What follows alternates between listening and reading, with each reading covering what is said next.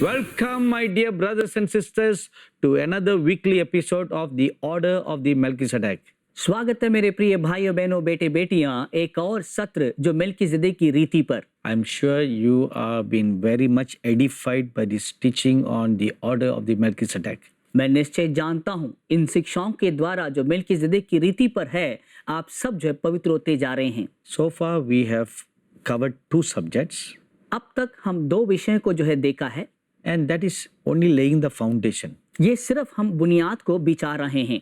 So before we continue this week's message, इस सप्ताह की जो संदेश को आगे बढ़ाने से पहले let us remember what I shared with you last week. पिछले हफ्ते हमने जो बताया है उसे फिर से याद करें।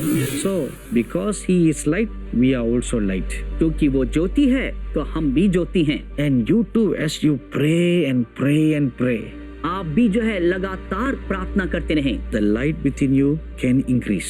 और आपके अंदर की ज्योति है बढ़ता जाएगा। And the worship inside you can increase. आपके अंदर जो आराधना है वो बढ़ता जाएगा। And light and incense will come out of you. और वो ज्योति और सुगंध आपके अंदर से निकलने लगेगा। You know, maybe sometimes you have experienced like this. हो सकता कुछ समय आपने ऐसे अनुभव किया हो। When there is a wonderful presence of God comes down during your church services. आपकी कलीसिया की आराधना के समय अद्भुत परमेश्वर की उपस्थिति जब उतर आए, You may have smelled like the scent of roses, हो सकता है गुलाब की सुगंध आपने सूंघा हो, or the scent of a cinnamon. हो सकता है दालचीनी की सुगंध आपने सूंघा हो। Some of you may have experienced that and shared with others. हो सकता है आप लोगों ने अनुभव करके एक दूसरे से बांटा हो सकते हैं। What is that? वो क्या है? The presence of the Lord Jesus Christ. प्रभु यीशु मसीह की उपस्थिति है।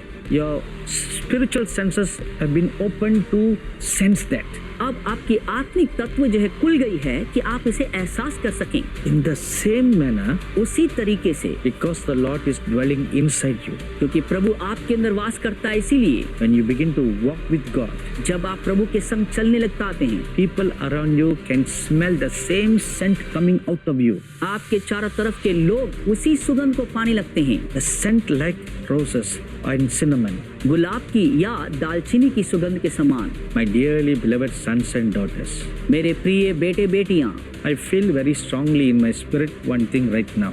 इस वक्त एक चीज अपने आत्मा में एहसास कर रहा हूँ। The Lord Jesus Christ encouraging you to climb up higher. प्रभु यीशु मसीह आपको प्रोत्साहित करता है कि और ऊंचा चढ़ने पाएं। It is His absolute will that you climb up higher to know Him better. और उसकी एक स्पष्ट इच्छा है कि आप ऊंचाई में चढ़ें ताकि उसे बेहतर रीति से जान सकें। And I also feel very strongly in my spirit right now. Balwant तरीके से अपनी आत्मा में ये भी महसूस करता हूँ। He is extending His scepter to you to rule together with Him. और परमेश्वर अपने अधिकार आपकी ओर बढ़ाता है ताकि आप उसके संग मिलकर शासन कर सकें। That will happen when we have an understanding about the order of the Melchizedek. वो तब होने पाएगा जब हम मेल्कीज़ेदेक की रीति की इस विषय पर समझने लग जाएंगे।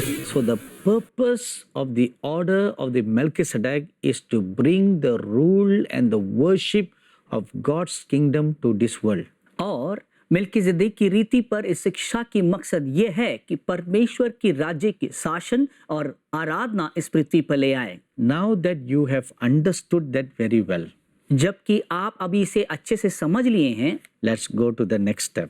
अब हम अगले कदम में जाएंगे। I trust you have your Bible and your notebook with you. मैं आशा करता हूँ आपके पास बाइबल और पुस्तक होंगे। Who is Melchizedek? मेल्कीज़ेदेक कौन है? Let us look at the historical Melchizedek. मेल्कीज़ेदेक की इतिहास को हम देखने पाएं। Is Melchizedek a real person? क्या मेल्कीज़ेदेक हकीकत की व्यक्ति है? Or is he an imaginary person like what some religious books say? या एक कल्पनात्मक व्यक्ति है जैसे बाकी धार्मिक पुस्तक कहती हैं? Or is he just a figure of some Bible author's imagination? या एक ऐसा चित्र जो दूसरे बाइबल लेखकों की जो है कल्पना हो? Or he is just a imaginary figure like how the dove is a symbol of the Holy Spirit? या एक जो है कल्पनात्मक तस्वीर हो जैसे कि हम पवित्र आत्मा को जो है कबूतर की नाई देखते हैं। To answer this question, इस सवाल को उत्तर देने के लिए we want to look at the scriptures. हमें वचनों को देखना है। So I ask you now to turn your Bible to Genesis chapter 14. मैं आपसे कहता हूं कि आप जो है उत्पत्ति उसके 14 अध्याय की ओर खोल लें। It is in this book and in this chapter that we are introduced to this mysterious character called Melchizedek.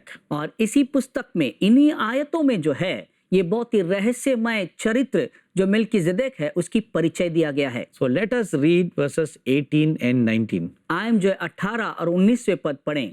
Then Melchizedek, king of Salem, brought out bread and wine. He was the priest of God Most High. तब शालेम का राजा मेल्कीजेदेक जो परम प्रधान ईश्वर का याजक था रोटी और दाख मधु ले आया। And he blessed him and said, Blessed be Abraham of God Most High, possessor of heaven and earth, and blessed be God Most High, who has delivered your enemies into your hand. And he gave him a tithe of all. और उसने Abram को ये आशीर्वाद दिया, परम प्रधान ईश्वर की ओर से जो आकाश और पृथ्वी का अधिकारी है, तू धन्य हो और धन्य है परम प्रधान ईश्वर जिसने तेरे द्रोहियों को तेरे वश में कर दिया है। तब अब्राम ने उसको सब वस्तुओं का दशमांश दिया। If you look at verse 18, अगर हम 18वें पद को देखें, your Hindi Bible or other language Bibles, it may be just little bit up and down. हो सकता है आपके हिंदी बाइबल में या अपने अन्य भाषा की बाइबलों में वचन थोड़ा ऊपर नीचे हो, But I am quoting the scriptures from the English Bible. मगर हम यहाँ पे जो अंग्रेजी बाइबल से आपको बता रहे हैं। So if you look at verse 18, अगर 18वें वचन को देखें, it tells us that Melchizedek is the king of Salem. यहाँ पे बताता है मेल्कीजेदेक जो है शालेम का राजा था। That scripture gives us a basic introduction about who this Melchizedek is. ये वचन जो है मेल्कीजेदेक जो है कौन है करके एक परिचय हमें देता है। So who is this Melchizedek? मेल्कीजेदेक कौन है? The word Melchizedek comes from two words. जो शब्द मेल्कीजेदेक जो है दो शब्दों की बनाया हुआ है। It's Melchi and Sedek. और वो जो है मिल्की और Siddique. And the word Melchi and Sedek comes from the original Hebrew words. और ये मिल्की और सिद्दीक जो है वास्तविक इब्रानी भाषा से आता है। Let's look at the first word Melchi. हम पहला शब्द को देखेंगे मिल्की के बारे में। The word Melchi in the Hebrew is Melech. और जो शब्द मिल्की जो इब्रानियों में मेलेक कहते हैं। And the word Melech means a royal king. और जो मेलेक शब्द का मतलब एक शाही राजा। And the word Melech in Hebrew comes from a root word Malach. और मेलेक जो इब्रानी शब्द जो है उसकी जड़ शब्द जो है मलाक है। And Malach means someone who has ascended up the throne. और मलाक का मतलब ये है कि एक व्यक्ति जो अपने सिंहासन पर चढ़ गया है। So if you put these two words together, जब इन दोनों शब्दों को एक साथ डालते हैं, so Melchi means और मेल्की का मतलब है a royal king who has ascended up the throne. एक ऐसे शाही राजा जो अपने सिंहासन पर चढ़ चुका है। Now let's look at the second word. अब हम दूसरे शब्द को देखेंगे, Sedek. Siddique. Sedek means someone who is naturally upright. Siddique का मतलब है जो व्यक्ति प्राकृतिक रीति से नेक इंसान है। So upright in character. अपने चरित्र में नेक हैं। So he is very righteous person. अपने जीवन में बहुत ही धर्मी इंसान है। Someone who is morally righteous in good works. जो व्यक्ति नैतिक रीति से बहुत ही धर्मी है अच्छे कामों में। So the word Melchizedek means, और ये जो शब्द मेल्कीजेदेक का मतलब है, my king is the God Sedek, मेरा परमेश्वर वो राजा है, which means जिसका मतलब my king is righteousness. मेरा राजा धर्मी है। That is why he is called the king of righteousness. इसीलिए उसे जो है धार्मिकता का राजा कहलाते हैं। So which means, जिसका मतलब as a king, Melchizedek is a very righteous person. एक राजा होने के नाते मेल्कीजेदेक बहुत ही जो है धर्मी इंसान है। A king who's full of goodness. जो राजा भलाइयों से भरा हुआ हो। A king who always does good works to his people. एक ऐसा राजा अपने प्रजा के लिए निरंतर भलाई को करता है। A king who is impartial to the evil and the good. और ऐसे राजा जो बुरे और अच्छों के लिए कोई भी पक्षपात नहीं करता है। When I say this, I remember one scripture from the New Testament. ऐसे कहते समय नए नियम से एक वचन मुझे याद आ रहा है। In Luke chapter 6, it is written like this. लूका रचित सुसमाचार 6 अध्याय में इस प्रकार लिखा है, God is kind even to the ungrateful people. परमेश्वर उनके लिए भी दयालु है जो उसके लिए वफादार नहीं है। He makes the rain to come on the good people and on the evil people. अपने बारिश को जो है बुरे और अच्छे लोगों पर बरसाता है। He makes the sun to shine on the good people and on the evil people. अपने सूर्य को भले और बुरे लोगों के ऊपर ही चमकाता है। There's no partiality. उनमें कोई पक्षपात नहीं है। That's how Melchizedek was. और ऐसा ही मिल्कीसेदेक था। He is a king of righteousness. एक धर्मी राजा था। Look at the next aspect about Melchizedek. मिल्कीसेदेक की जो है दूसरा तरफ को हम देखें, The Bible calls him, he is a king of Salem. Bible बताता है वो शालेम का राजा था। So the word Salem is an ancient word for Jerusalem. शालेम जो शब्द है वो प्राचीनी नाम था यरूशलेम की। If you read Psalms 76 verse 2, भजन संहिता 76 उसके दूसरा पद पढ़ें, it tells us like that. इस प्रकार कहता है, That Salem is a very ancient name for Jerusalem. शालेम जो है यरूशलेम का प्राचीनी नाम है। And the city Salem is a city that is peaceful and quiet. और ये जो शालेम का शहर जो है बहुत ही शांत और जो है शांतिमय है। And it is also very friendly. और बहुत ही जो है हर एक के साथ अच्छे गुल मिलते हैं। And it is a wholesome, full of goodness. और वो संपूर्ण है, उन सब में भलाई है। You know, while making this known, इसे बताते समय I am remembering something about a certain country near India. और भारत के एक नजदीकी देश को मुझे याद आ रहा है। You know, most nations in the world, they measure their prosperity by the gross product index. और सारे देश जो है अपने कुशलता को जो है अपनी उत्पादन की ओर से जो है नापते हैं। So how much a country produces goods, जितना जो है एक देश अपने उत्पादन तैयार करता है and according to the money that they make, और उस जरिए जो पैसा वो बनाते हैं, the country's worth is measured like that. उस देश की मूल्य उस द्वारा तुलिया जाता है। But there is only one country in the world that does this differently. मगर एक ही देश ऐसा संसार में है जो अलग रीति से करता है। Instead of measuring their success by the gross product index, अपनी जो मूल उत्पादन से नापने से बदले में the king of Bhutan decided something differently. Bhutan का राजा ने जो है अलग सोचा। He said, I want my people to be always happy. उन्होंने कहा, मैं अपने प्रजा निरंतर खुशी में देखना चाहता हूँ। We don't want to be too rich. हम बड़े धनी नहीं होना चाहते हैं। We don't want to pursue after money like the Western countries. और पश्चिमी लोगों के समान पैसे के पीछे दौड़ना नहीं चाहते हैं। Because the wise Bhutan king had seen how people became so greedy after worldly material wealth that they have lost their happiness.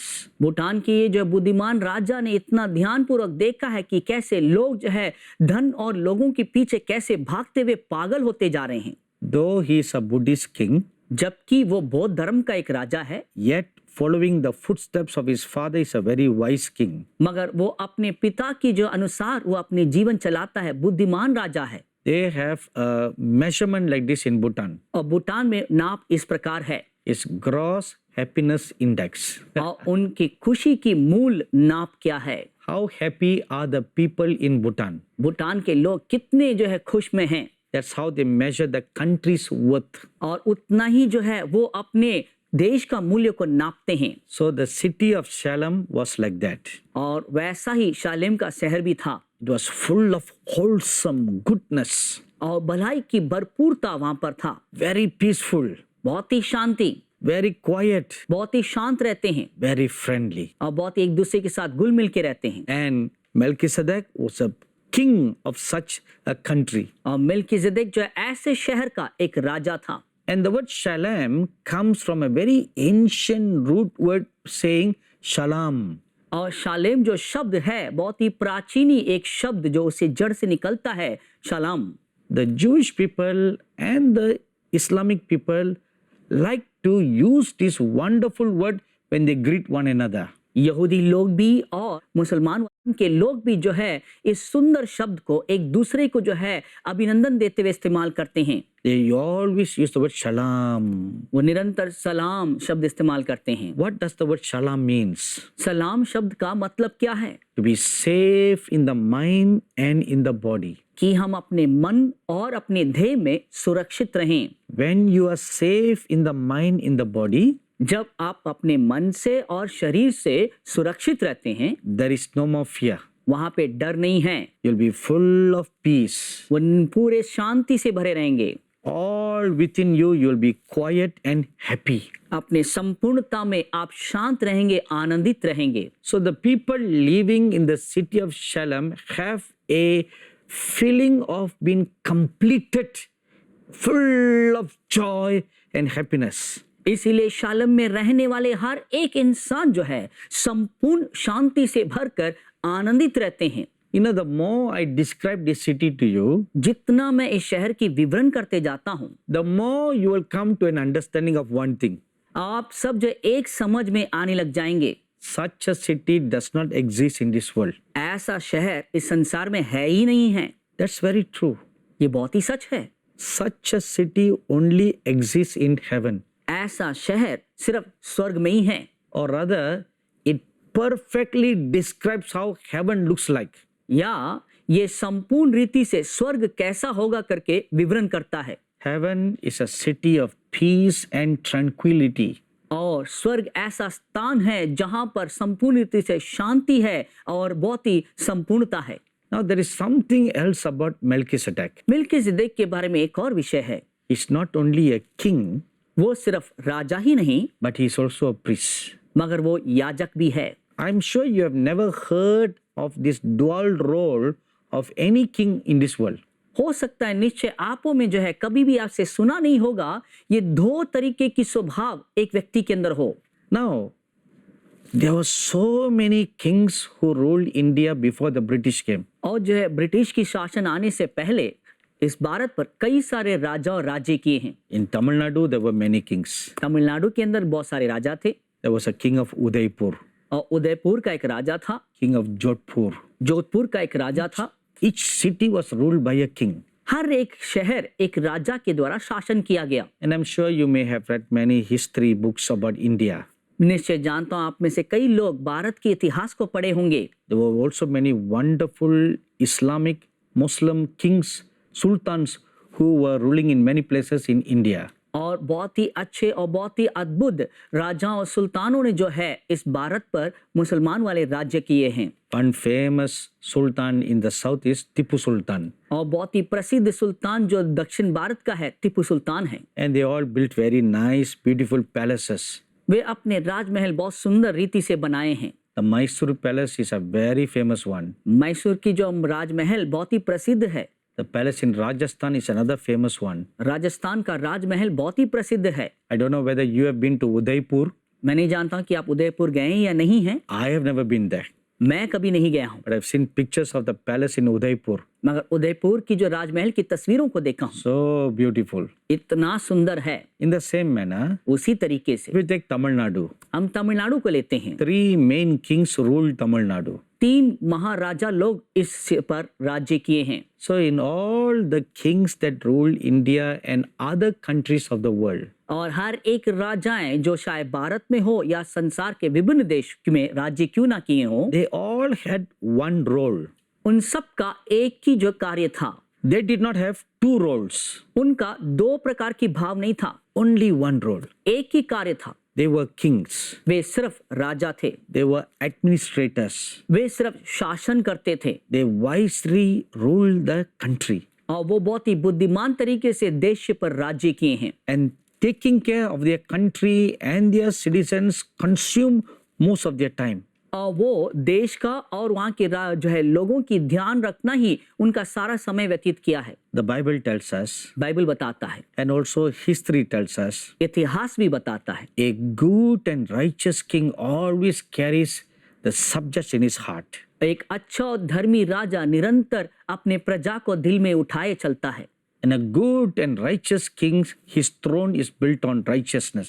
एक अच्छा एक भले राजा की सिंहासन धार्मिकता पर बनाया गया है। One such great wise king who lived on the world is called Solomon. और एक ऐसे बुद्धिमान राजा इस संसार पर जिसने राज्य किया जिसके नाम सुलेमान है। You know, he is not a mythological figure. आप जानते हैं वो कल्पनात्मक एक चरित्र नहीं है, He's a real historical person.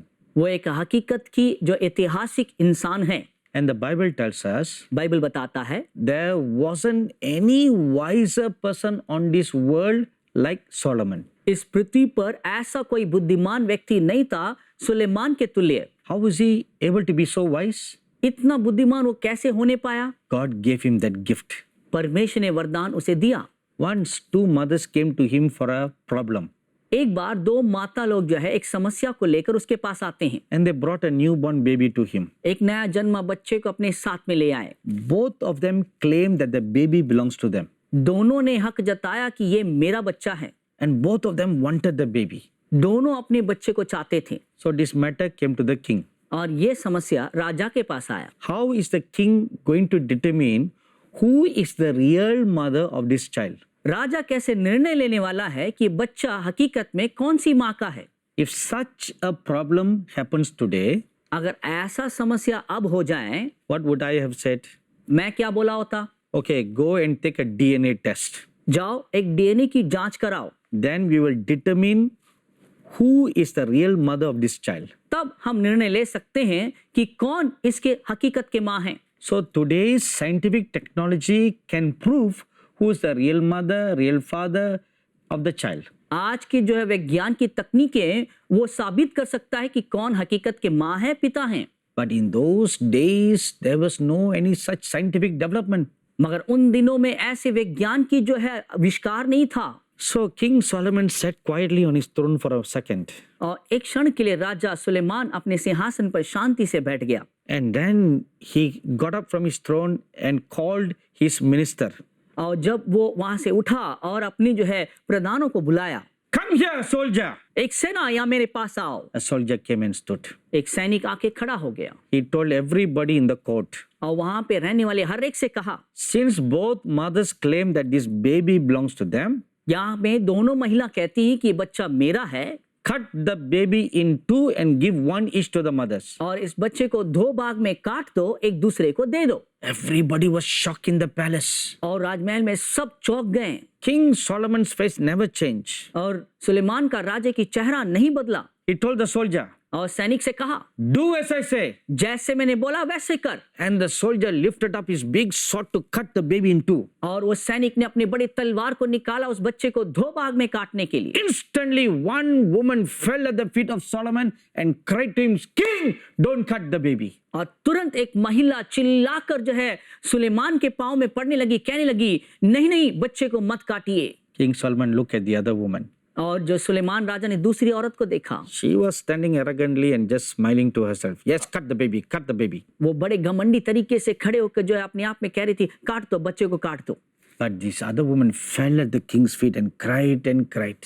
मगर ये दूसरी महिला ने उसके पांव पे पड़कर रोने लगी, Oh, great king, let not my baby be killed. महाराजा मेरे बच्चे को मत मार डालिए, Give the whole baby to that woman संपूर्ण बच्चे को उसी को दे दीजिए, so that at least my baby can live somehow. ताकि मेरे बच्चे किसी रीति से जीवित रहने पाए। When the moment King Solomon saw that, जिस क्षण सुलेमान राजा ने इसे देखा, he said, this woman is the true mother of that baby. और कहने लगा, यही महिला सच्ची माँ है इस बच्चे का, The other woman is a fraud. और दूसरी वो जो है धोखेबाज है। Because as soon as I commanded the baby to be cut, क्योंकि जिस वक्त मैंने आदेश दिया बच्चे को काटने के लिए, the true mother's heart leapt for compassion. सच्ची माँ की हृदय जो उछल पड़ी उस दया से।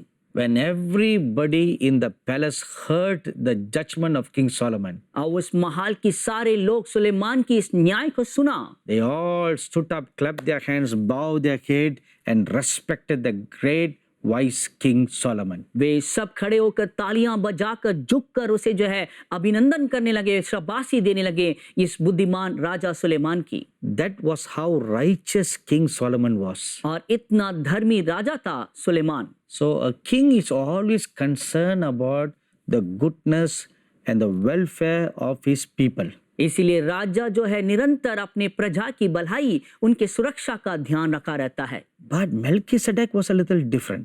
मगर मिल्कीसेदेक कुछ अलग था। He was not only a king, वो सिर्फ राजा ही नहीं, he also had another very important role.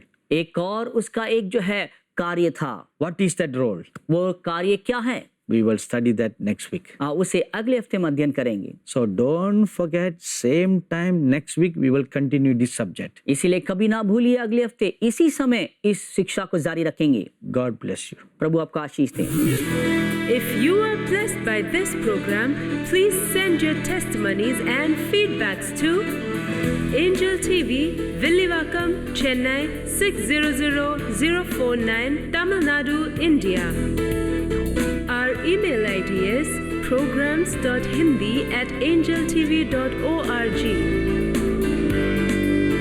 अगर आप इस कार्यक्रम से आशीषित हैं, तो अपनी गवाही और विचार हमें इस पते पर भेजिए।